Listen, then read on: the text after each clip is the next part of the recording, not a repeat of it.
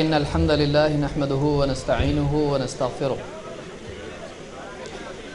ونعوذ بالله من شرور أنفسنا ومن سيئات أعمالنا من يهده الله فلا مضل له ومن يضلل فلا هادي له وأشهد أن لا إله إلا الله وحده لا شريك له وأشهد أن محمدًا عبده ورسوله أما بعد فإن خير الحديث كتاب الله وخير الهدي هدي محمد صلى الله عليه وسلم وشر الأمور محدثاتها وكل محدثة بدعة وكل بدعة ضلالة وكل ضلالة في النار. قال الله تبارك وتعالى وقضى ربك ألا تعبدوا إلا إياه. میرے محترم دینی بھائیوں، دین کی اصل اور بنیاد توحید ہے۔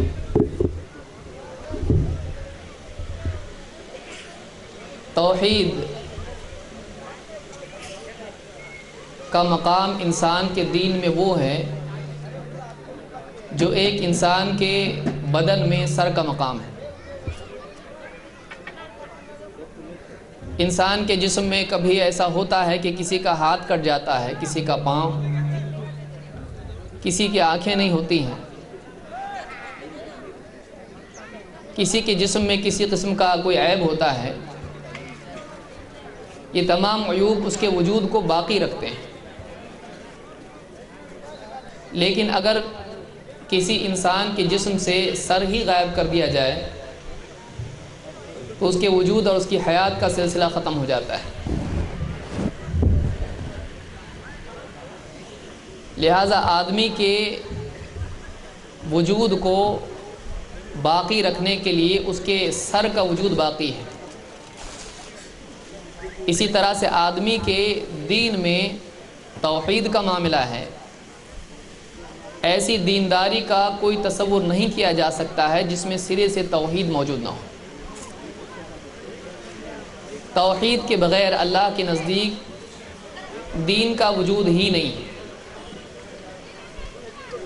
اسی لیے عربوں کی بہت ساری عبادات کے باوجود اللہ تعالیٰ نے اعلان کرنے کے لیے کہا وَلَا أَنْتُمْ عَابِدُونَ مَا أَعْبُدُ، تم اس کی عبادت نہیں کرتے ہو جس کی میں عبادت کرتا ہوں۔ حالانکہ سیرت اور تاریخ کا مطالعہ کرنے والا جانتا ہے کہ عربوں میں بہت سارے اعمال تھے، کعبہ کا طواف کرنا، اسی طرح سے حج کرنا، اور اس کے علاوہ اللہ کو یاد کرنا، اللہ کا ذکر کرنا، اللہ سے دعا کرنا، اللہ کے نام کی نذر کرنا، بہت ساری چیزیں وہ کیا کرتے تھے۔ لیکن اللہ رب العالمین نے اس آیت میں محمد الرسول اللہ صلی اللہ علیہ وسلم کو اس بات کا اعلان کرنے کے لیے کہا کہ آپ کہہ دیں کہ تم اس کی عبادت سرے سے نہیں کرتے ہو جس کی میں عبادت کرتا ہوں، کیونکہ اللہ کو وہ عبادت مطلوب ہے جس میں شرک نہ ہو۔ اللہ کو وہ عبادت چاہیے جس میں خالص اللہ کی رضا مقصود ہو، اللہ ہی کو اپنا معبود تسلیم کیا گیا ہو۔ اللہ کے علاوہ اگر کسی کو معبود کا درجہ انسان دیتا ہے یا اللہ کے علاوہ کسی ایک عبادت میں بھی کسی اور کو شریک کرتا ہے تو وہ آدمی اپنے ہاتھوں اپنے دین کو قتل کر دیتا ہے۔ لہٰذا ایک انسان کو چاہیے کہ اگر وہ دین کی طرف آ رہا ہے، دین سیکھ رہا ہے، تو سب سے پہلے وہ توحید کو سیکھے، اور دنیا سے جا رہا ہے تو سب سے اہم چیز توحید کو اپنے پاس سنبھالے رکھے۔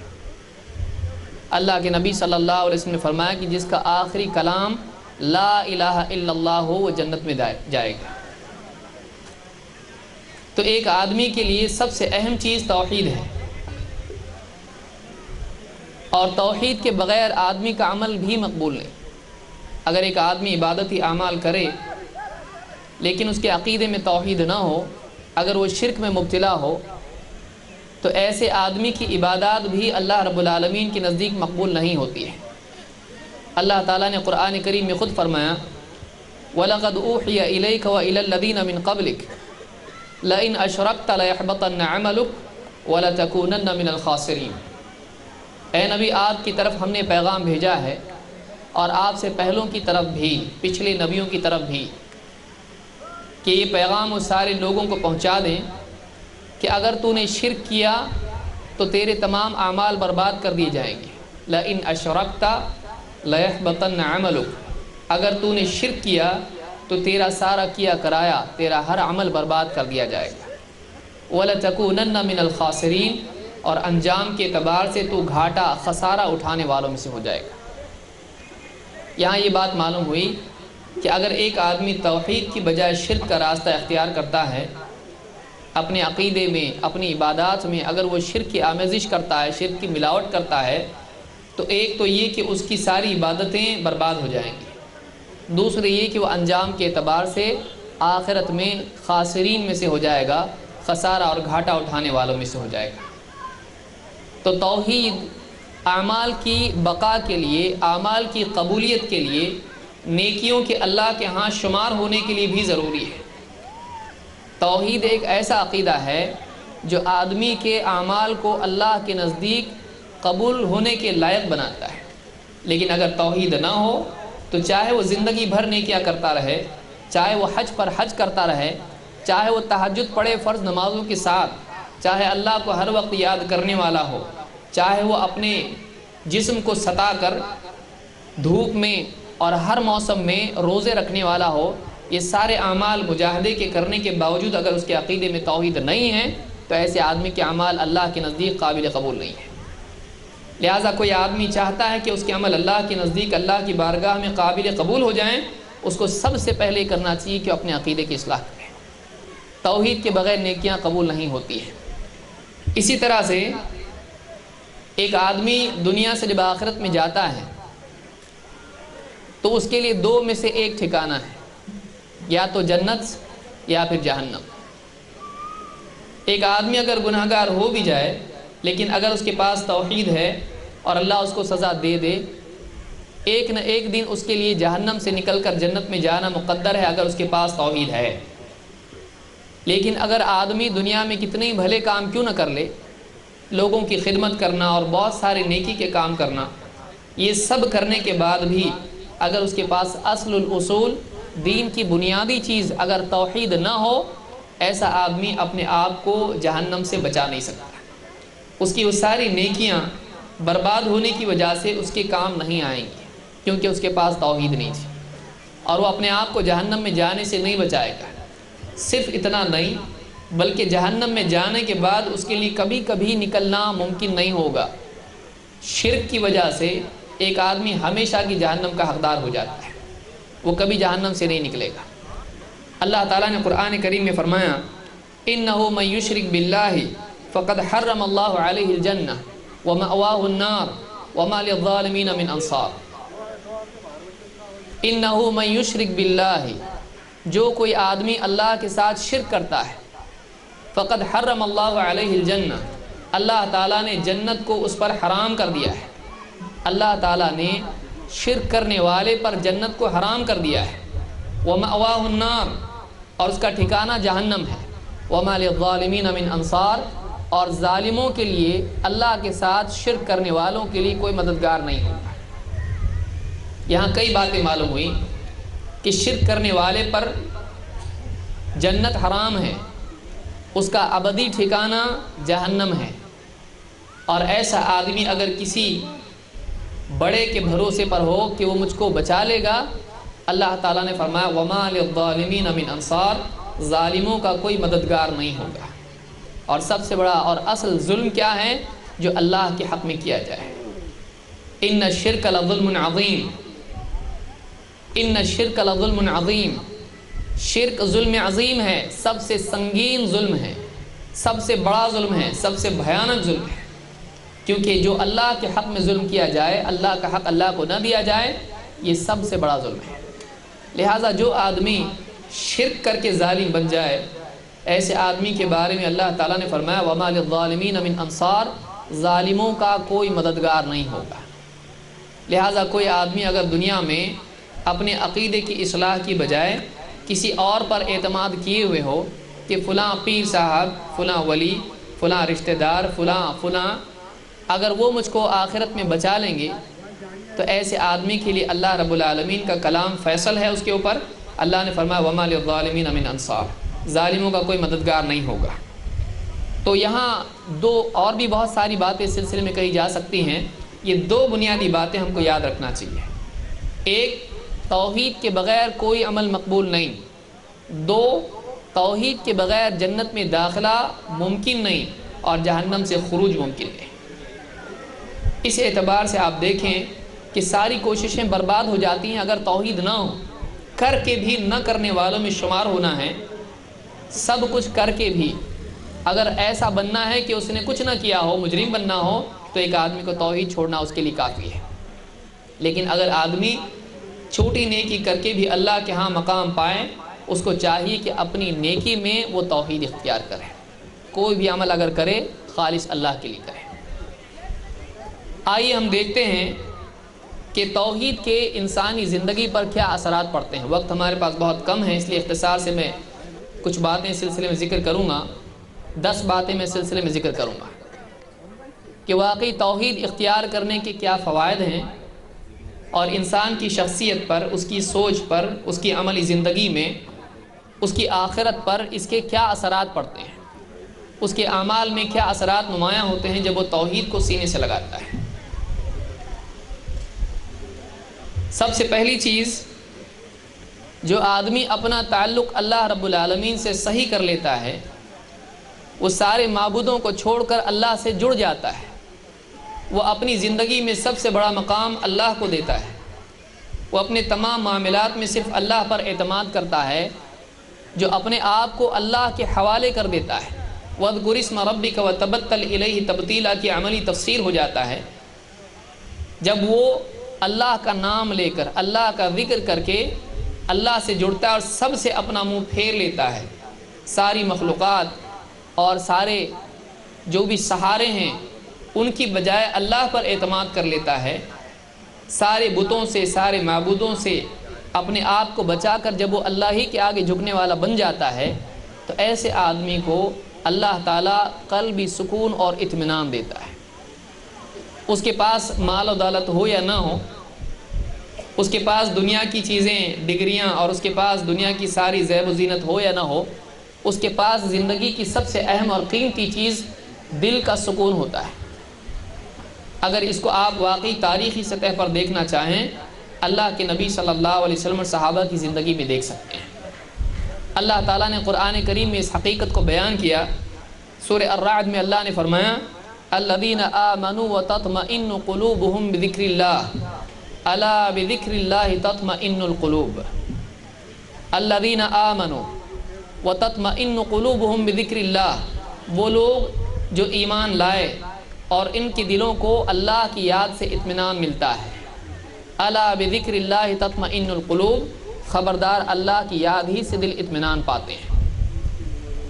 تو اللہ سے جب آدمی جڑ جاتا ہے، زندگی میں صرف اللہ کی طرف آدمی کا دھیان ہوتا ہے، چاہے وہ مسائل کے حل کے اعتبار سے ہو، چاہے وہ عبادات کی قبولیت اور مقصود اور مطلوب کے اعتبار سے ہو، چاہے وہ نجات کی طلب کے اعتبار سے ہو، ہر اعتبار سے جب آدمی اللہ کی طرف بڑھنے والا بن جاتا ہے، اس کی نگاہ صرف اللہ کی طرف اٹھتی ہے، تو ایسے آدمی کو اللہ تعالیٰ تمام تشویشوں سے نکال کر اور تمام پریشانیوں سے نکال کر اس کے دل کو سکون سے بھر دیتا ہے۔ یہی بات اللہ تعالیٰ نے ساتھ میں فرمائی الا بذکر اللہ تطمئن القلوب، خبردار اللہ کی یاد ہی سے دل اطمینان پاتے ہیں۔ تو سب سے پہلی چیز یہ کہ آدمی سب جھوٹے معبودوں کو چھوڑ کر جب ایک اللہ ہی کو اپنا معبود بنا لیتا ہے، اس کے دل کو اللہ تعالیٰ سکون و اطمینان سے بھر دیتا ہے۔ یہ ایمان کا، توحید کا نفع ہے۔ نمبر 2، توحید واقعی ایک انسان کو عقل مند بناتی ہے، اور شرک ایک انسان کی جہالت کی دلیل ہے، اس کے علم کے نقص کی دلیل ہے، اس کی معرفت کے نقص کی دلیل ہے۔ لیکن واقعی جب آدمی توحید پر آ جاتا ہے تو وہ اس پوزیشن میں ہوتا ہے کہ واقعی اس کو عقل مند کہا جائے۔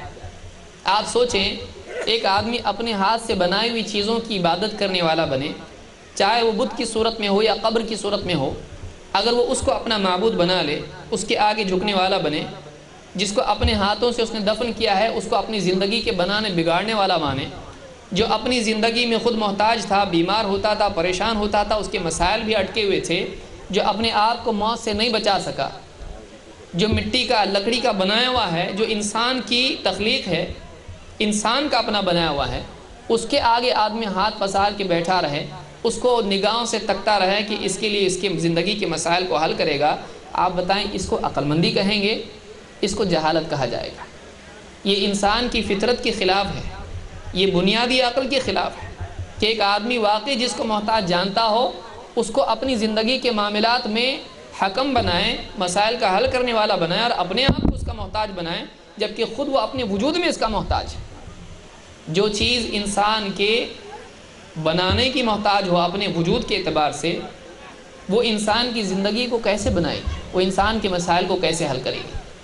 تو توحید واقعی اس جہالت سے انسان کو باہر نکالتی ہے، وہ مخلوق کو مخلوق کا درجہ دینے والی انسان کو بناتی ہے، وہ واقعی مخلوق کا خالق اللہ رب العالمین اس سے انسان کو جوڑتی ہے، وہ مخلوق کی غلامی سے انسان کو نکالتی ہے۔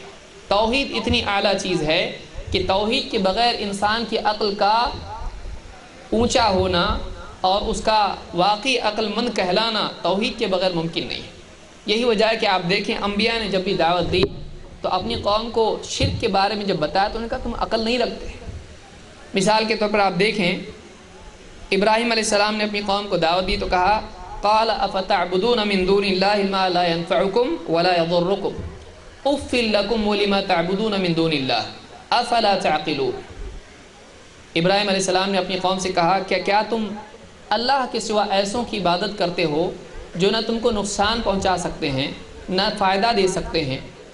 اف لکم، افسوس ہے تم پر اور ان پر بھی جن کی تم عبادت کرتے ہو۔ کیا تم عقل نہیں رکھتے؟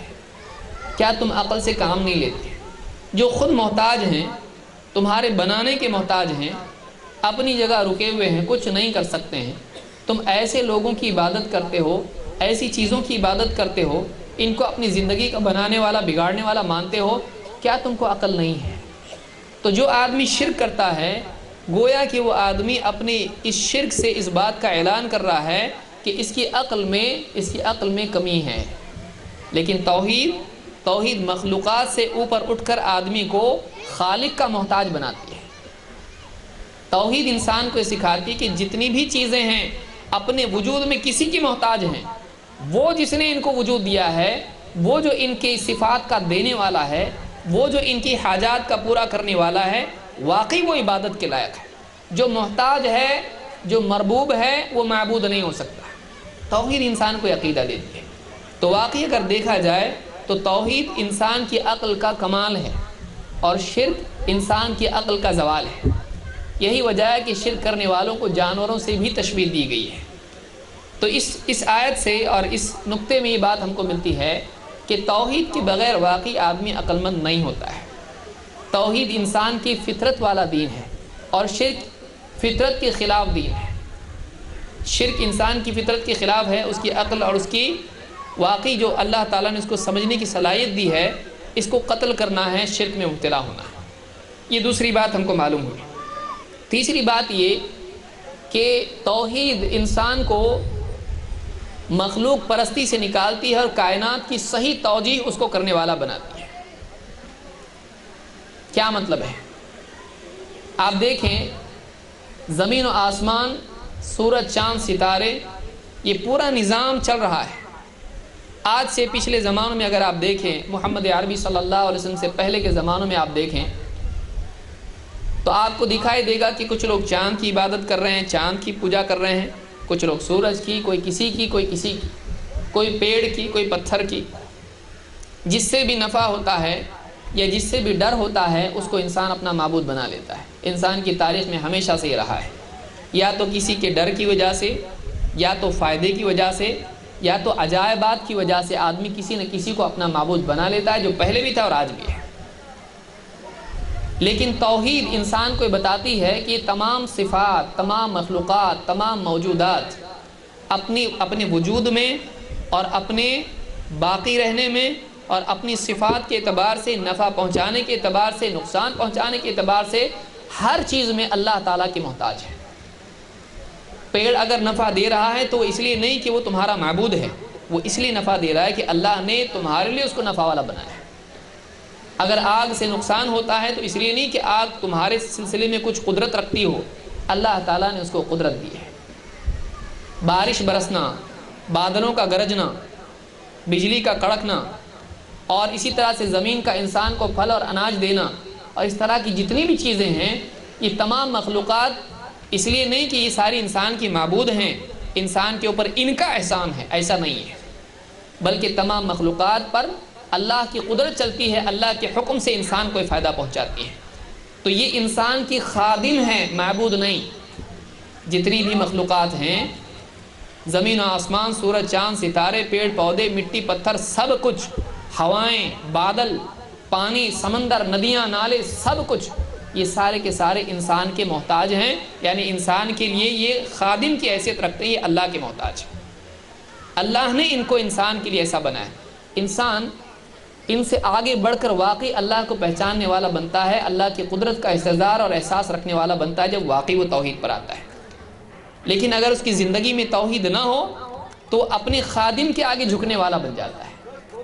اگر زندگی سے توحید نکل جائے تو آدمی خادم کا عبد بن جاتا ہے، یہ اس کے وجود کے لیے ذلت کی چیز ہے۔ بلکہ آپ آج سے پہلے کچھ سالوں پہلے دیکھیں، کچھ صدیوں پہلے، تو سائنس کی ترقی رکی رہنے کی وجہ بھی یہ تھی کہ انسان جو بھی مظاہر فطرت ہیں، آسمان و زمین میں جتنی چیزیں ہیں، ان کی عبادت کرنے والا تھا، ان کو عظمت کی نگاہ سے دیکھتا تھا، نفع نقصان میں ان کو اپنے سلسلے میں مالک سمجھتا تھا، فیصلہ کرنے والے مانتا تھا۔ یہی وجہ ہے کہ سائنس کی ترقی بھی رکی ہوئی تھی۔ لیکن جب اسلام آیا اور جب توحید آئی تو اللہ تعالیٰ کی اور رسول صلی اللہ علیہ وسلم کی تعلیمات کی روشنی میں مسلمانوں نے دیکھا یہ تو سب ہمارے خادم ہیں، ان میں سے کوئی ہمارا معبود نہیں ہے، لہٰذا اس پر انہوں نے تحقیق کی، اور تاریخ میں وہ سلسلہ شروع ہوا جس کو تحقیق کا دور کہا جاتا ہے، اور سائنس کی ترقی کھلی۔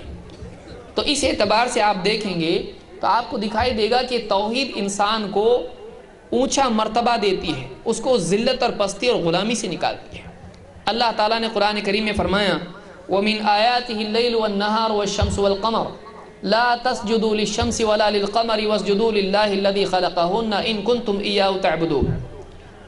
اور اللہ کی نشانیوں میں سے رات، دن اور سورج اور چاند، رات اور دن ایک دوسرے کے بعد آتے جاتے رہتے ہیں، سورج چاند اپنے اپنے محور میں اور اپنے اپنے دائرے میں گردش کر رہے ہیں، یہ سب کچھ خود مختار نہیں ہیں، یہ آزاد نہیں ہیں، یہ اللہ کے وجود، اللہ کی قدرت، اللہ کی رحمت، اللہ کے علم، اللہ کی حکمت کی دلیلیں ہیں کہ اللہ اتنی قدرت والا ہے کہ اللہ نے ایسی بڑی بڑی مخلوقات بنائیں اور ان کو تمہارے پابند کر دیا، تمہارے نفع کے لیے ان کو پیدا کیا۔ یہ اللہ کی نشانیاں ہیں۔ وَمِنْ آيَاتِهِ جو معبود تھے اللہ تعالیٰ نے ان کو اللہ کے وجود، اللہ کی حکمت اور قدرت کی نشانی بتایا ہے۔ جب ان کو معبود مان لیا جائے تو اللہ تک کیسے پہنچے گا؟ لیکن جب ان کو خادم مانے گا اور نشانی اور دلیل مانے گا تو واقعی اللہ کی قدرت سمجھ میں آئے گی۔ وَمِنْ آيَاتِهِ اللَّيْلُ وَالنَّهَارُ وَالشَّمْسُ وَالْقَمَرُ لَا تَسْجُدُوا لِلشَّمْسِ وَلَا لِلْقَمَرِ تم سورج کی عبادت مت کرو، تم چاند کی عبادت مت کرو، وَاسْجُدُوا لِلَّهِ الَّذِي خَلَقَهُنَّ بلکہ تم اس اللہ کی عبادت کرو، اس ذات کی عبادت کرو جس نے ان کو پیدا کیا ہے، ان کنتم ایاہ تعبدون اگر واقعی تم اس کی عبادت گزار ہو۔ تو اللہ تعالیٰ نے یہاں پر یہ بتایا کہ مخلوق معبود نہیں ہو سکتا ہے، یہ توحید سے معلوم ہوتا ہے۔ لیکن تاریخ کا پورا دور آپ دیکھیں اور آج بھی آپ دیکھیں، بلکہ خود امت مسلمہ کا جائزہ آپ لیں، مخلوق معبود کا مقام لیے ہوئے ہے۔ اس آیت میں ایک بہت مختصر الفاظ میں اللہ نے بتا دیا ہے کہ چاہے کوئی مخلوق کتنی ہی عظیم کیوں نہ ہو، وہ مخلوق ہونے کی وجہ سے معبود کا مقام نہیں لے سکتی ہے۔ وہ مخلوق ہے، وہ معبود نہیں ہو سکتی۔ جو مخلوق ہے وہ معبود نہیں ہو سکتا ہے۔ یہ ایک دم سمپل ایکویشن ہے اسلام کی۔ جو خالق ہے وہی معبود ہو سکتا ہے، جو تمام چیزوں کا خالق ہے وہی معبود ہو سکتا ہے۔ اسی لیے اللہ نے کہا وَاسْجُدُوا لِلَّهِ الَّذِي خَلَقَهُمْ اس اللہ کی عبادت کرو جس نے ان کو پیدا کیا ہے۔ تو معلوم ہوا کہ توحید انسان کی عقل کا ارتقاء ہے، انسان کی کو ذلت سے نکال کر، بندوں کی، مخلوق کی عبادت سے نکال کر وہ مخلوق کے سے واقعی فائدہ اٹھانے والا بناتی ہے۔ اسی طرح سے آپ دیکھیں گے کہ توحید سے آدمی میں حوصلہ پیدا ہوتا ہے، اس کے اندر قوت اور شجاعت پیدا ہوتی ہے، آپ مثال کے طور پر دیکھیں فرعون کے واقعے میں، جادوگروں کے واقعے میں آپ کو دکھائی دے گا کہ جب تک جادوگر شرک میں مبتلا تھے، فرعون کے دین پر تھے، موسیٰ علیہ السلام کے مقابل کھڑے ہوئے اور اپنے جادو کے اثر سے انہوں نے رسیاں لاٹھیاں زمین پر ڈالی۔ موسیٰ علیہ السلام نے اللہ رب العالمین کے حکم سے اپنا عصا زمین پر ڈالا، اس عصا نے ان ساری رسیوں کو، لاٹھیوں کو نگل لیا۔ جب واقعی ان کے سامنے آیا کہ یہ حق ہے، فوراً وہ سجدے میں گر گئے اور ان کی زبان سے نکلا آمنا برب ہارون و موسیٰ، ہم ہارون اور موسیٰ کے رب پر ایمان لے آئے۔ وہ شرک میں پڑے ہوئے تھے، وہ فرعون کی بڑائی میں جینے والے لوگ تھے، وہ اپنے جادو کے دھوکے میں چلنے والے لوگ تھے، وہ حق کے مخالف تھے۔ لیکن جب واقعی انہوں نے دیکھا کہ یہ کوئی معمولی آدمی نہیں ہے، یہ جادوگر نہیں ہے، یہ عام انسان نہیں ہے، یہ اللہ کی طرف سے بھیجے ہوئے رسول ہیں، اور انہوں نے جب سمجھا کہ واقعی ان کی دعوت توحید کی ہے، فوراً ان کی زبان سے نکلا آمنا برب ہارون و موسیٰ، ہم ایمان لے آئے ہارون اور موسیٰ کے رب پر، ہم اس ایک اللہ پر ایمان لے آئے جن کی طرف سے یہ رسول بن کر آئے ہیں، جس کی طرف سے یہ دونوں رسول بن کر آئے ہیں۔ ان کی اس بات پر فرعون کو بہت غصہ آیا۔ وہ بادشاہ تھا اور اپنے زعم میں یہ سمجھتا تھا قال انا ربکم الاعلی، اس کا کہنا تھا کہ میں تمہارا سب سے بڑا رب ہوں۔ طاقت کی وجہ سے، دنیاوی اعتبار سے جب آدمی کے ہاتھ میں کچھ اقتدار آ جاتا ہے تو اپنی اصل حیثیت سے بڑا اپنے آپ کو سمجھنے لگ جاتا ہے۔ یہ ہمیشہ سے انسان کا مرض رہا ہے، یہ ہمیشہ سے انسان کا سائیکولوجیکل پرابلم رہا ہے۔ اس کے پاس پوری طاقت تھی، اپنی طاقت کی زوم میں کہنے لگا قال آمنتم له قبل ان آذن لكم، مجھ سے اجازت لیے بغیر ہی اس پہ ایمان لے آئے، ایسا لگتا ہے یہ تمہیں میں کا ایک ہے، انہ لکبیرکم الذی علمکم السحر، ایسا لگتا ہے یہ تمہارا بڑا ہے، یعنی یہ جو سارا تم نے ڈرامہ کیا ہارنے کا شاید اسی وجہ سے کیا کہ یہ تمہارا بڑا ہے جس نے تم کو جادو سکھایا ہے، لہٰذا اب میں تم کو یہ سزا دوں گا کہ ایک طرف سے تمہارا ہاتھ اور دوسری طرف سے تمہارا پاؤں کاٹ دوں گا، وَلَأُصَلِّبَنَّكُمْ فِي جُذُوعِ النَّخْلِ، اور تم کو پیڑ پر میں صلیب دے دوں گا۔ تمہیں بھی معلوم ہو جائے گا کہ واقعی سزا کس کی بڑی ہے، کون زیادہ طاقتور ہے، کون زیادہ سختی والا ہے۔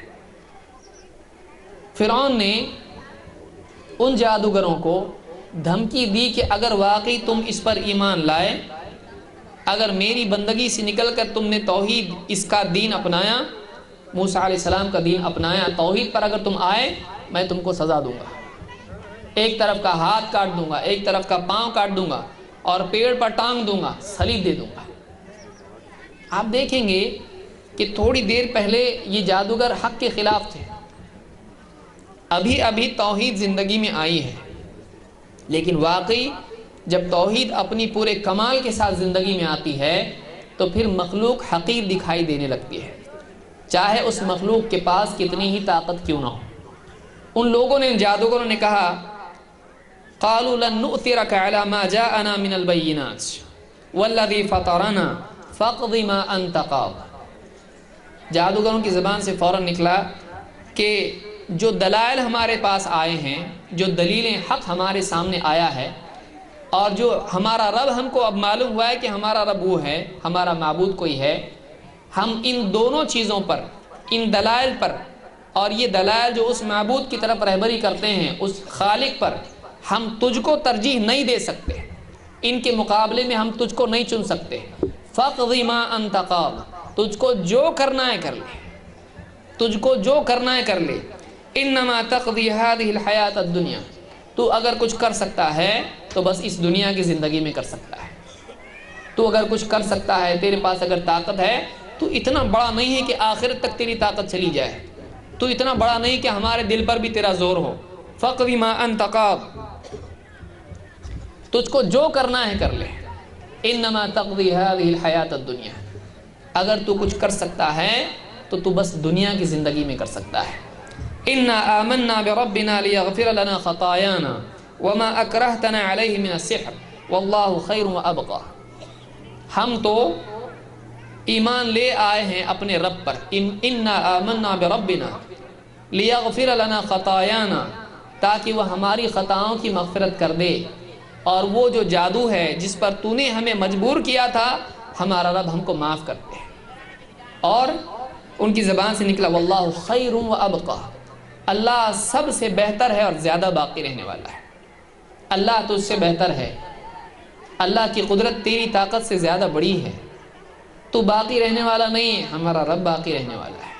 آپ دیکھیں جب زندگی میں توحید جادوگروں کی آئی، وہ جادوگر تھے، نبی کے بالمقابل تھے، فرعون کے ماتحت تھے، فرعون کے پاس اپنا مقام تلاش کر رہے تھے، تھوڑی دیر پہلے چاہ رہے کہ ہم کو کیا ملے گا اگر ہم غالب آ جائیں گے، لیکن واقعی جب ان کو اللہ مل گیا، جب ان کے سامنے توحید کے دلائل آ گئے، جب رسول کی رسالت کھل کے سامنے آ گئی کہ برحق ہیں، فوراً اس دین کو قبول کر لیا۔ اب اس کے بعد جب فرعون ان کو دھمکی دے رہا ہے، اس فرعون کی بھی دھمکی کا ان پر اثر نہیں، کتنا پاور ان کے اندر آ گیا۔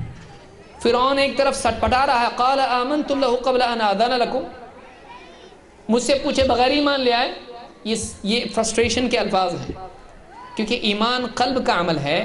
آدمی کسی دل پہ آدمی کے کنٹرول ہوتا ہے، ایک آدمی کسی پر ایمان لے آئے اس کو اجازت لینی پڑتی ہے، لیکن وہ اپنے اقتدار کے غرور میں اتنا زیادہ پھنسا ہوا تھا، ڈوبا ہوا تھا کہ اس کا یہ کہنا تھا کہ تم ایمان بھی کسی پر لاتے ہو تو مجھ سے پوچھ کر لانا پڑے گا، اور اگر تم ایسا کرو گے، ایمان لاؤ گے، اس پر اللہ کو مانو گے، توحید اختیار کرو گے، میری بجائے کسی اور کا رب بناؤ گے تو میں تمہیں صلیب دے دوں گا۔ انہوں نے کہا جو کرنا ہے کر لے۔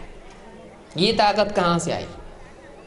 آپ اللہ کے نبی صلی اللہ علیہ وسلم کی زندگی دیکھیں، حضرت بلال رضی اللہ تعالیٰ کو آپ دیکھیں، مکہ کی گھاٹیوں میں ان کو مارا پیٹا جا رہا ہے، تکلیف دی جا رہی ہے، گھسیٹا جا رہا ہے، سینے پر پتھروں کی سلیں رکھی جا رہی ہے، ریگستان میں ان کو بھگایا جا رہا ہے، گھسیٹا جا رہا ہے، مارا پیٹا جا رہا ہے، ستایا جا رہا ہے، لیکن ان کی زبان سے کیوں نکلتا تھا احد احد؟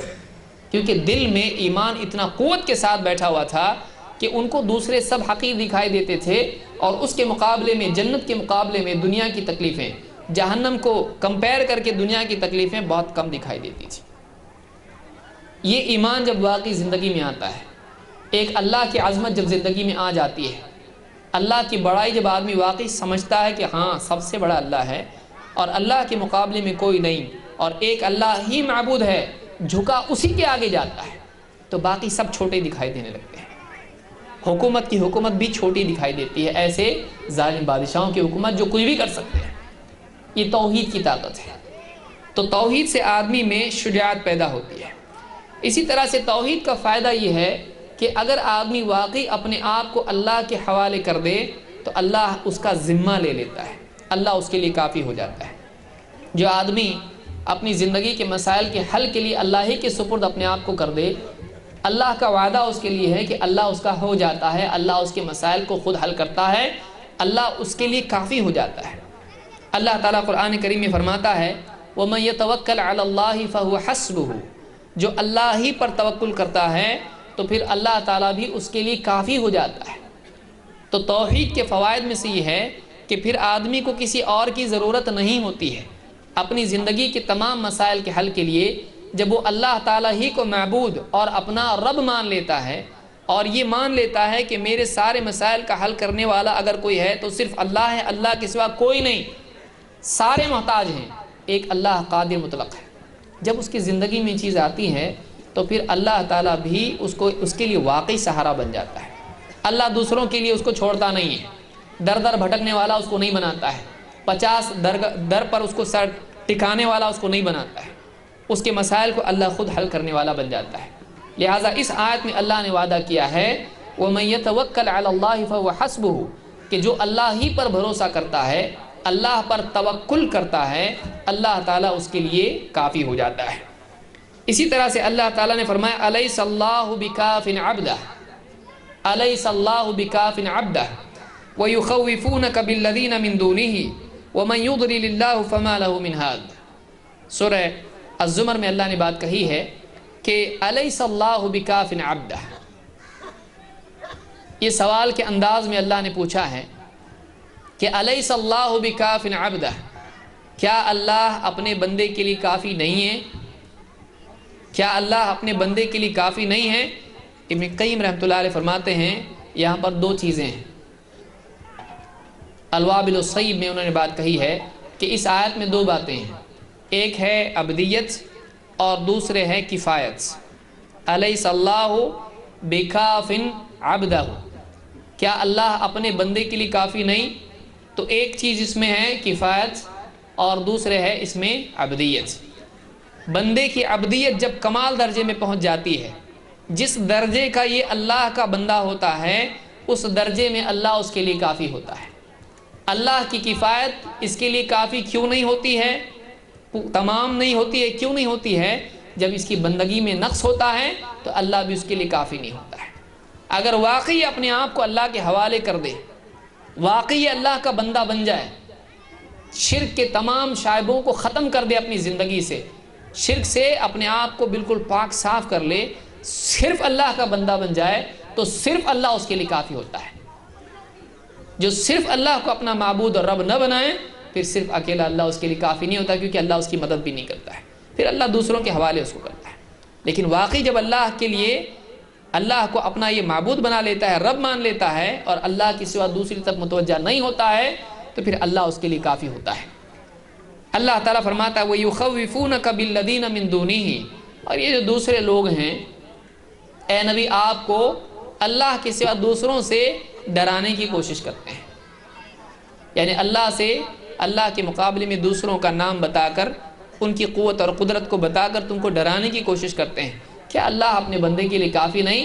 کتنی بھی بڑی طاقت آ جائے، چاہے فرعون ہو اللہ اس کو ڈبو دے گا، چاہے نمرود ہو اللہ اس کو برباد کر دے گا، چاہے آگ میں ڈال دیں اللہ بچائے گا، چاہے کچھ بھی ہو، اللہ تعالیٰ اپنے بندے کے لیے کافی ہوتا ہے۔ اللہ کو کسی اور کی ضرورت نہیں ہے، سب کو اللہ کی ضرورت ہے، اللہ کو کسی کی ضرورت نہیں ہے۔ اللہ تعالیٰ کے حکم دینے سے کام ہوتے ہیں، اللہ کو اسباب اختیار کرنے کی بھی ضرورت نہیں ہوتی ہے، تمام چیزیں اللہ کی مرضی کے تابع ہوتی ہیں۔ جب واقعی عقیدہ بندے کا بن جاتا ہے تو پھر اللہ تعالیٰ بھی اس کے لیے اپنی مدد کے دروازے کھول دیتا ہے۔ لہٰذا یہاں پر اللہ نے فرمایا کہ کیا اللہ اپنے بندے کے لیے کافی نہیں؟ تو اس کا جواب خود اس بات میں موجود ہے کہ ہاں اللہ اپنے بندے کے لیے کافی ہے، لیکن کس بندے کے لیے؟ جو صرف اللہ کا بندہ ہو۔ جو 50 کا بندہ اپنی زندگی میں اپنے آپ کو بنا لے، پھر اللہ اس کے لیے کافی نہیں ہوتا، اس لیے کہ اللہ اس کو انہیں کے حوالے کر دیتا ہے۔ اسی طرح سے توحید کے فوائد میں سے یہ بھی ہے کہ توحید دعاؤں کی قبولیت کا سبب ہے۔ ایک آدمی جب شرکیہ زندگی جیتا ہے تو اس کی پکار بھی اللہ کے یہاں مقبول نہیں ہوتی ہے، لیکن اگر زندگی میں توحید ہو تو اللہ کے ہاں اس کی پکار کا ایک خاص مقام ہوتا ہے۔ ایاک نعبد و ایاک نستعین، اے اللہ ہم تیری ہی عبادت کرتے ہیں اور تجھی سے مدد چاہتے ہیں۔ جب انسان کی زندگی اس قول کی عملی تطبیق ہو، اس جملے کی عملی تفسیر ہو، تو واقعی اللہ تعالیٰ ہدایت اور نصرت کے دروازے اس کے لیے کھول دیتا ہے، واقعی وہ اللہ کی نصرت کا استحقاق پیدا کر لیتا ہے، اللہ کی مدد کا حقدار بن جاتا ہے۔ آپ دیکھیں الفاظ کی ترتیب، ایاک نعبد و ایاک نستعین، اے اللہ ہم تیری ہی عبادت کرتے ہیں اور تجھی سے مدد چاہتے ہیں۔ اہل علم نے دو باتیں یہاں پر کہی ہیں، ایک انسان کی دنیا میں اور آخرت میں دینی اور دنیوی بہت ساری ضرورتیں ہیں، حاجتیں ہیں، لیکن ان حاجتوں سے پہلے اللہ تعالیٰ یہاں پر عبادت رکھی۔ مطلوب اللہ کی رضا ہے، بندے کی حاجات کی تکمیل نہیں ہے۔ میں بہت اختصار سے کچھ باتیں کہہ رہا ہوں۔ اصل مقصد انسان کے وجود کا اپنی ضرورتوں کا پورا کروانا نہیں ہے، کھانا پینا وغیرہ یہ ساری چیزیں نہیں ہیں۔ اصل مقصود یہ ہے کہ زندگی میں ایک سانس بھی بندے کو مل جائے، وہ اس سانس کو اللہ کی بندگی میں خرچ کرے۔ اصل مقصود اللہ کی عبادت ہے، اسی لیے اللہ نے فرمایا وَمَا خَلَقْتُ الْجِنَّ وَالْإِنسَ إِلَّا لِيَعْبُدُونَ مَا أُرِيدُ مِنْهُم مِّن رِزْقٍ وَمَا أُرِيدُ أَن يُطْعِمُونَ۔ اصل رزق کی کوشش، اپنی بقا کی کوشش، اپنی ضروریات کی فراہمی، اصل مقصود یہ نہیں ہے، یہ وسائل اور ذرائع ہیں اس مقصد کی تکمیل کے لیے جس کے لیے اس کو پیدا کیا گیا ہے۔ کھانا اس لیے ضروری ہے کیونکہ زندگی جو ملے گی اس کو اللہ کی عبادت میں صرف کیا جائے۔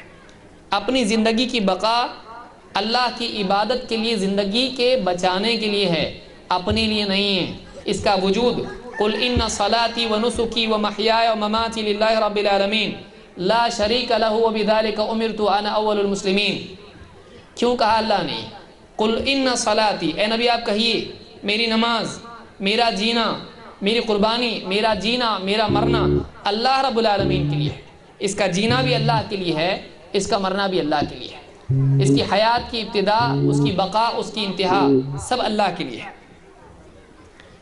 لا شریک لہ وبذالک امرت وانا اول المسلمین، اس کا کوئی شریک نہیں ہے، لا شریک لہ وبذالک امرت، اور اسی کا مجھ کو حکم دیا گیا ہے، اور سب سے پہلے اس حکم کا اور اللہ کے تمام احکام کا ماننے والا میں۔ ایاک نعبد و ایاک نستعین، اے اللہ ہم تیری عبادت کرتے ہیں اور تجھی سے مدد چاہتے ہیں۔ اللہ کی عبادت کرنا زندگی کا مقصد ہے، لیکن اس مقصد کی تکمیل میں انسان کو دنیا میں بہت ساری چیزوں کی ضرورت ہے۔ بندہ جب واقعی اللہ تعالیٰ کی عبادت کرتا ہے تو وہ اللہ کی مدد کا حقدار بھی بنتا ہے، لہٰذا پہلی چیز کا کرنا دوسری چیز کے لیے اس کو حقدار بناتا ہے۔ جو آدمی واقعی عبادت کا حق ادا کرے، واقعی عبادت میں توحید اختیار کرے، وہ اللہ کی استعانت کا حقدار بن جاتا ہے۔ لیکن جو آدمی اللہ کی عبادت نہیں کر رہا ہے وہ اللہ کی مدد کا حقدار بھی نہیں بنتا، اللہ کی مدد کو کھو دیتا ہے۔ لہٰذا جس آدمی کو اللہ کی مدد چاہیے جو دوسرے نمبر پر ہے، ایاک نستعین، اس کو پہلے نمبر کو پورا کرنا پڑے گا۔ جب تک واقعی وہ اللہ کا بندہ نہیں بنتا ہے، جب تک واقعی وہ کمال درجے میں توحید اختیار نہیں کرتا ہے، وہ اللہ کی مدد کا حقدار بھی نہیں بنے گا۔ تو توحید اپنے آپ کو اللہ کی مدد کا حقدار بنانے کا سب سے قوی اور شرطیہ ذریعہ ہے۔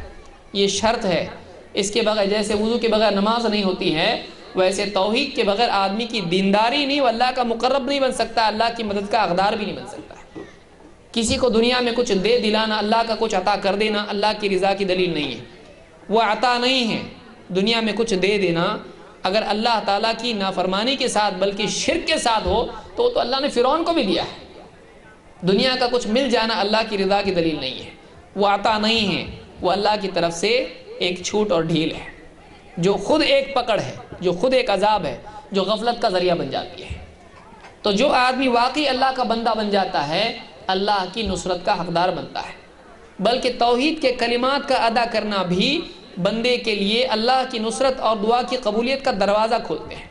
مثال کے طور پر اللہ کے نبی صلی اللہ علیہ وسلم فرماتے ہیں، من تعار من اللیل، جو آدمی رات میں بیدار ہو جائے، من تعار من اللیل فقال لا الہ الا اللہ وحدہ لا شریک لہ، اور وہ یوں کہے لا الہ الا اللہ، اللہ کے سوا کوئی عبادت کا حقدار نہیں، وحدہ لا شریک لہ، وہ اکیلا ہے اپنی ذات و صفات اور عبادت کے حقدار ہونے کے اعتبار سے، وحدہ لا شریک لہ، اس کا اس میں کوئی شریک نہیں ہے، لہ الملک و لہ الحمد، ساری بادشاہی اسی کی ہے اور حمد بھی اسی کے لیے ہے، وہو علی کل شیء قدیر، اور وہ ہر چیز پر قدرت رکھتا ہے، الحمدللہ و سبحان اللہ ولا الہ الا اللہ واللہ اکبر، تمام حمد اللہ کے لیے ہے اور وہ پاک ہے تمام عیوب سے اور اس کے سوا کوئی عبادت کے لائق نہیں، وہ سب سے بڑا ہے۔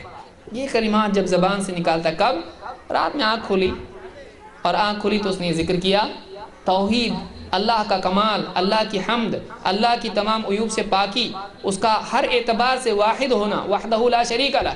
جب توحید کے کلمات زبان سے وہ نکالتا ہے، اللہ کے نبی صلی اللہ علیہ وسلم فرماتے ثم قال، پھر اس کے بعد وہ کہے اللہم اغفر لی، اے اللہ میری مغفرت کر دے، او دعا، یا کچھ اور دعا کرے، چاہے مغفرت کی دعا کرے، نیند کھل گئی بس اتنا پڑھ لیا، اتنا سا کرنے کے بعد توحید کے کلمات کی قدر اللہ کے ہاں اتنی ہے کہ جب یہ کلمات آدمی زبان سے کہتا ہے، پھر اس کے بعد اللہ سے مغفرت مانگتا ہے، اللہم اغفر لی کہتا ہے، یا فرماتے ہیں او دعا، یا کچھ بھی دعا کرتا ہے اللہ تعالیٰ سے، آپ فرماتے ہیں استجیب لہ، اس کی دعا قبول کی جاتی ہے، اس کی دعا قبول کی جاتی ہے۔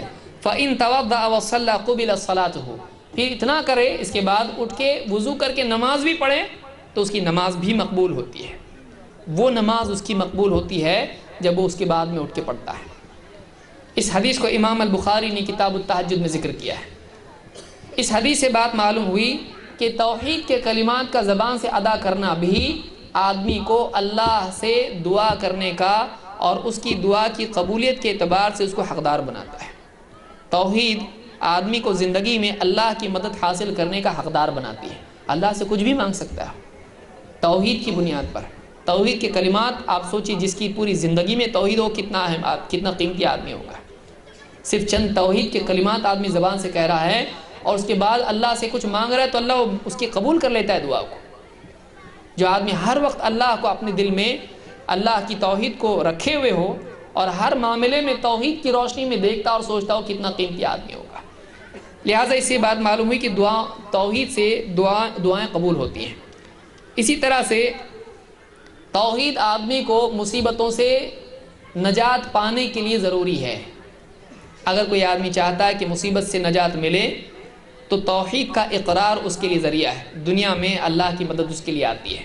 مثال کے طور پر آپ دیکھیں اللہ کے نبی صلی اللہ علیہ وسلم فرماتے ہیں الا اخبرکم بشیء الا اخبرکم بشیء اذا نزل برجل منکم کرب او بلاء من امر الدنیا دعا به ففرج عنہ، کہ کیا میں تمہیں ایسی بات نہ بتاؤں، کیا تمہیں ایک ایسی چیز نہ بتاؤں کہ تم میں سے کوئی بھی آدمی کسی تکلیف میں مبتلا ہو، کرب میں ہو یا کسی بلا میں ہو دنیوی اعتبار سے، من امر الدنیا، دنیا کی کوئی بھی تکلیف اس کو آئے، پریشانی اس پر آئے، کوئی بلا اس پر آئے، اور پھر وہ ایک دعا اللہ سے کرے تو اللہ اس کی دعا کی وجہ سے، اس کے اس کہنے کی وجہ سے، ان کلمات کی وجہ سے اللہ اس تکلیف کو اس سے دور کر دیتا ہے. کیا میں وہ کلمات تم کو بتاؤں؟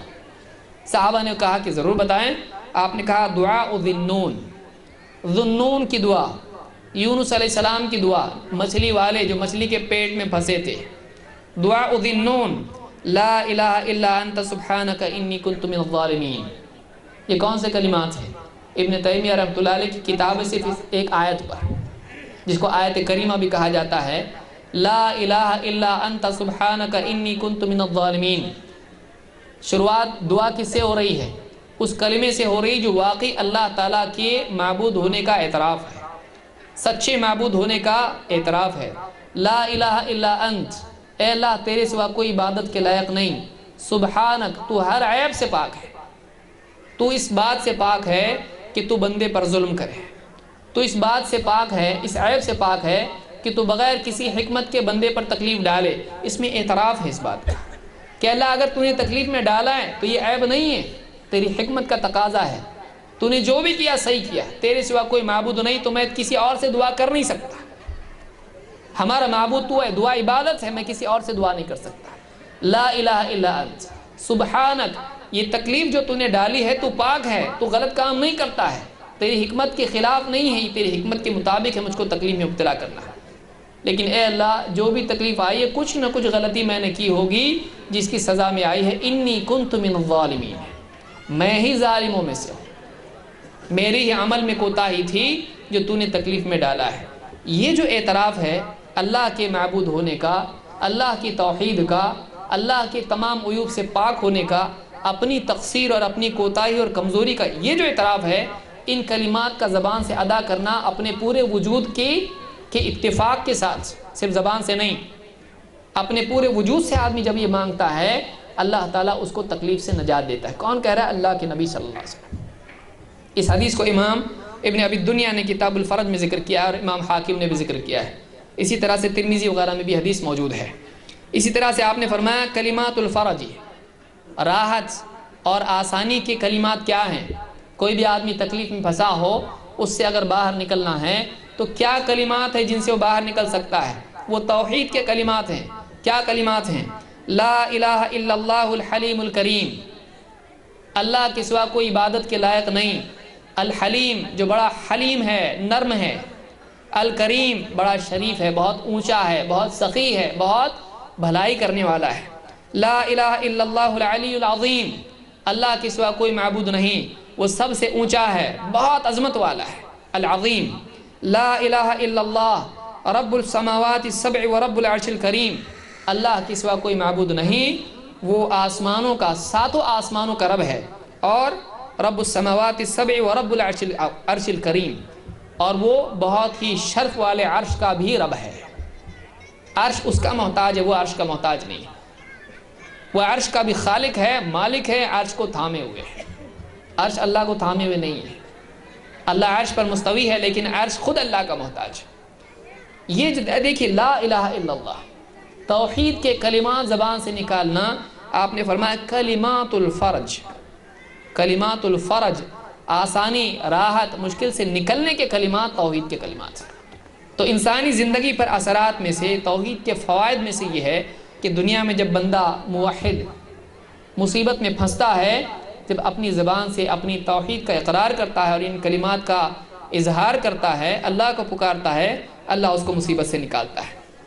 اسی طرح سے توحید زمین میں اقتدار کا ذریعہ ہے۔ اللہ تعالیٰ توحید والے بندوں کو دنیا میں اقتدار دیتا ہے۔ توحید کے بغیر دنیا میں اقتدار نہیں ملتا، یہ اللہ کی طرف سے عطا ہوتی ہے۔ اللہ تعالیٰ فرماتا ہے وَعَدَ اللَّهُ الَّذِينَ آمَنُوا مِنكُمْ وَعَمِلُوا الصَّالِحَاتِ لَيَسْتَخْلِفَنَّهُمْ فِي الْأَرْضِ۔ اللہ تعالیٰ نے وعدہ کیا ہے ایمان والوں سے اور ان لوگوں سے جو ایمان کے ساتھ نیک اعمال کریں، لَيَسْتَخْلِفَنَّهُمْ فِي الْأَرْضِ، کہ زمین میں ان کو وہ اقتدار عطا کرے گا، زمین میں ان کو خلافت دے گا۔ لَيَسْتَخْلِفَنَّهُمْ فِي الْأَرْضِ، دوسروں کو ہٹا کے اللہ تعالیٰ ان کی جگہ ان کو اقتدار دے گا۔ کن کو؟ جو ایمان و عمل کا ثبوت دیں۔ كَمَا اسْتَخْلَفَ الَّذِينَ مِن قَبْلِهِمْ، ویسے ہی جیسے ان سے پہلوں کو اللہ تعالیٰ نے زمین میں اقتدار دیا تھا۔ وَلَيُمَكِّنَنَّ لَهُمْ دِينَهُمُ الَّذِي ارْتَضَىٰ لَهُمْ، اور اللہ تعالیٰ ان کے لیے زمین میں تمکین اور ٹھہراؤ اور بقا عطا کرے گا۔ دِينَهُمُ الَّذِي ارْتَضَىٰ لَهُمْ، اس دین کے لیے جس سے اللہ راضی ہے، ان کا دین زمین میں قائم اللہ تعالیٰ کر دے گا۔ وَلَيُبَدِّلَنَّهُمْ مِن بَعْدِ خَوْفِهِمْ أَمْنًا، اور ان کے خوف کو بدل کر اللہ تعالیٰ ان کو امن عطا کرے گا۔ خوف کے حالات ہٹا کر اللہ تعالیٰ امن کے حالات پیدا کرے گا۔ کن لوگوں کے لیے ہے؟ وہ کیا کریں گے؟ اقتدار کے بعد کیا کریں گے؟ اور یہ کون لوگ ہیں جن کو اللہ تعالیٰ اقتدار دے گا؟ اللہ تعالیٰ فرماتا ہے یعبدوننی لا یشرکون بی شیئا، یہ لوگ وہ ہیں جو میری عبادت کریں گے اور میرے ساتھ کسی کو شریک نہیں کریں گے۔ یعبدوننی لا یشرکون بی شیئا، وہ میری عبادت کریں گے اور میرے ساتھ کسی کو شریک نہیں کریں گے۔ ومن کفر بعد ذلک فاولئک هم الفاسقون، اور اس کے بعد بھی اگر کوئی کفر کرتا ہے تو یہی لوگ فاسق ہیں، یہی لوگ اللہ کے حدود سے باہر نکلنے والے ہیں۔ یہ سورہ النور کی آیت نمبر 55 ہے۔ اس آیت میں اللہ تعالیٰ نے بتایا کہ واقعی زمین میں اقتدار کے لائق اگر کوئی لوگ ہیں جن کو اللہ تعالیٰ اقتدار دے، یہ وہ لوگ ہیں کہ جو اقتدار پانے کے بعد اللہ ہی کی عبادت کریں، اس کے ساتھ شرک نہ کریں۔ واقعی زمین میں اقتدار کے لائق موحدین ہیں، اور اللہ ایسوں کو مدد کرتا ہے، ایسوں کو اقتدار دیتا ہے۔ تو معلوم ہوا کہ توحید زمین میں اللہ کی نصرت اور اقتدار کا ذریعہ ہے، اور واقعی زمین میں اگر کوئی اقتدار پا سکتا ہے، طاقت اور حکومت پا سکتا ہے، تو وہ توحید کرنے والا اس کا حقدار ہے، توحید کا اہتمام کرنے والا اس کا حقدار ہے۔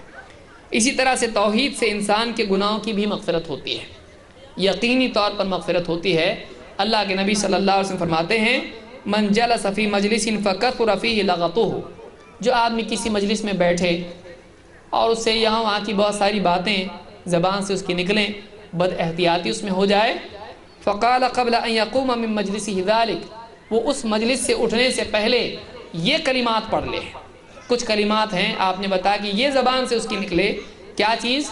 سبحانک اللہم ربنا وبحمدک، سبحانک اللہم ربنا وبحمدک، اے اللہ ہم تیری پاکی بیان کرتے ہیں، تو ہمارا رب ہے، ربنا وبحمدک، تیری حمد کے ساتھ تیری پاکی بیان کرتے ہیں، تو تمام عیوب سے پاک ہے اور ساری خوبیوں والا ہے، ان دونوں اعتبار سے تیری ہم بڑائی بیان کرتے ہیں۔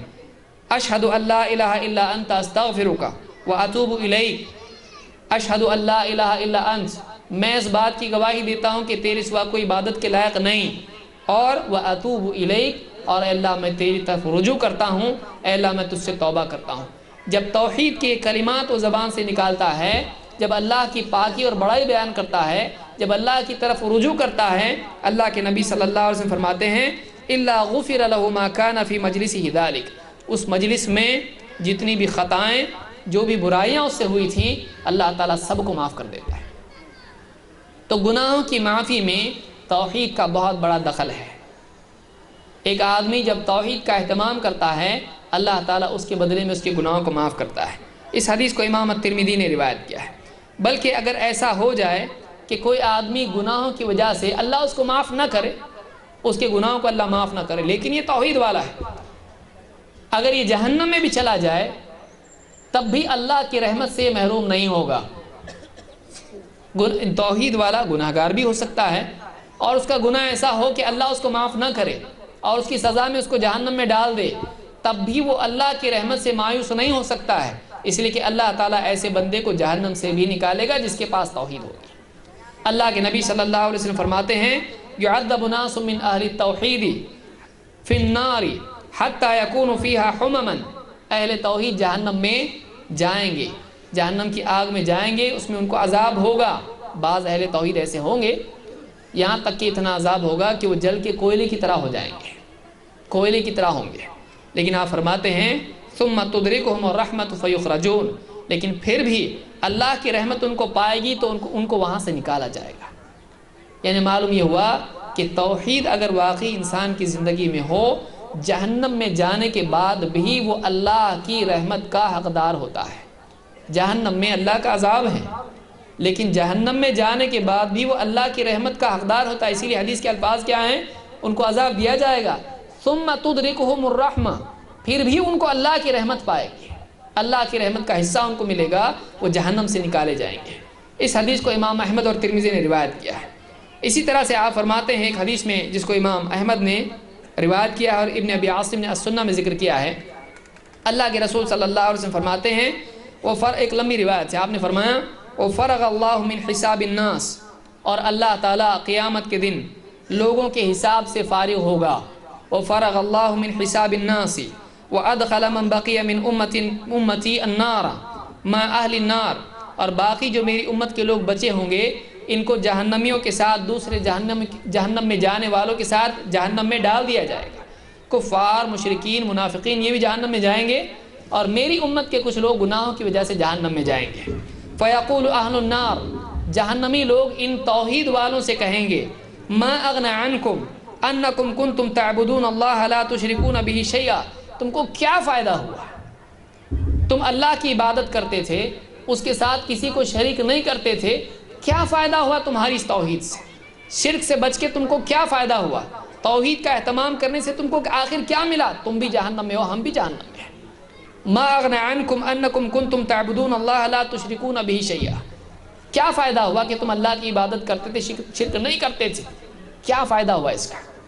اللہ کے نبی صلی اللہ علیہ وسلم فرماتے ہیں فیقول الجبار، جبار اللہ رب العالمین اس پر کہے گا فبعزتی لأعتقنہم من النار، میری عزت کی قسم میں ان کو ضرور جہنم سے آزاد کر دوں گا۔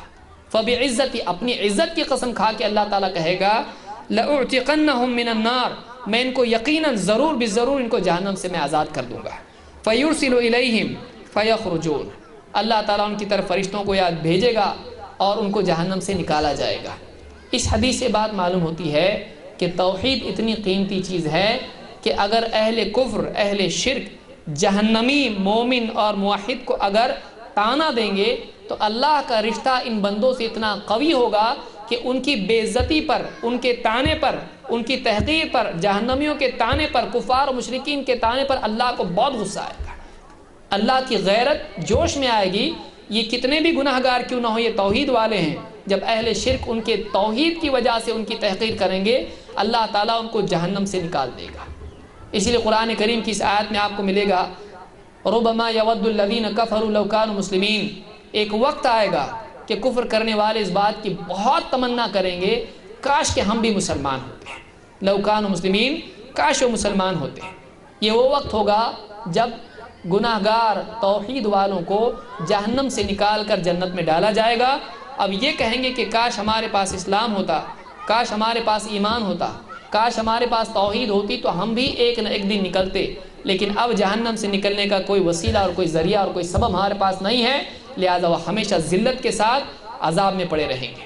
تو توحید کے فوائد ہیں اور اس کے علاوہ بہت سارے فائدے ہیں، اور اس سے انسان کی ذہنیت پر، اس کے طرز حیات پر، جس میں تقویٰ بھی ایک چیز ہے کہ جب واقعی اللہ کے بارے میں آدمی کا عقیدہ صحیح ہو جاتا ہے، اللہ کا استحضار اس کو پیدا ہو جاتا ہے، اللہ کی قدرت اور اللہ کے سننے دیکھنے کے سلسلے میں دل میں یقین پیدا ہو جاتا ہے، اس کی زندگی میں تقویٰ آ جاتا ہے، وہ اللہ سے ڈرنے والا بن جاتا ہے، وہ گناہوں سے بچنے والا بنتا ہے۔ سماج میں اگر خیر آ سکتی ہے تو اللہ تعالیٰ کی ذات و صفات کے کمال درجے میں اعتراف اور عقیدے ہی سے آ سکتی ہے، ورنہ قانون کی حد تک ایک آدمی جہاں قانون کی پہنچ ہوتی ہے گناہوں سے بچتا ہے، لیکن جہاں کوئی پکڑنے والا نہیں ہے یا جہاں خود اس کے پاس قانون کی طاقت اور وسیلہ اور ذریعہ ہے، وہ آدمی دوسروں پر ظلم کرنے لگ جاتا ہے۔ لہٰذا اگر واقعی ہم چاہتے ہیں کہ سماج اور معاشرہ صحیح بنے تو سماج کو اللہ سے ڈرنے والا، ایک اللہ کو مان کر ہر وقت اللہ تعالیٰ کے بارے میں خوف اور اللہ سے امید رکھنے والا بنانا پڑے گا۔ تبھی جا کر بغیر کچھ نام کے نیکی کرنے والے پیدا ہوں گے، اور تبھی جا کر اللہ کے ڈر کے یعنی اللہ کے خوف سے، گناہوں سے رکنے والے پیدا ہوں گے۔ توحید کے بغیر سماج میں امن اور خیر نہیں آ سکتی ہے۔ واقعی کمال درجے کا سماج اگر ہم کو بنانا ہے جس میں خیر اور بھلائی ہو، فلاح ہو، ہر ایک دوسرے کا ہمدرد ہو، اور نام و نمود کی بجائے نیکی کرنے والے، اور قانون کی بجائے صرف اللہ سے ڈر کے گناہوں سے رکنے والے، اگر ایسا سماج ہم کو چاہیے تو توحید ہی اس کی ابتدا ہے، اس کے بغیر اور کوئی شروعات نہیں ہے۔ اقول قولی ھذا واستغفر اللہ لی ولکم۔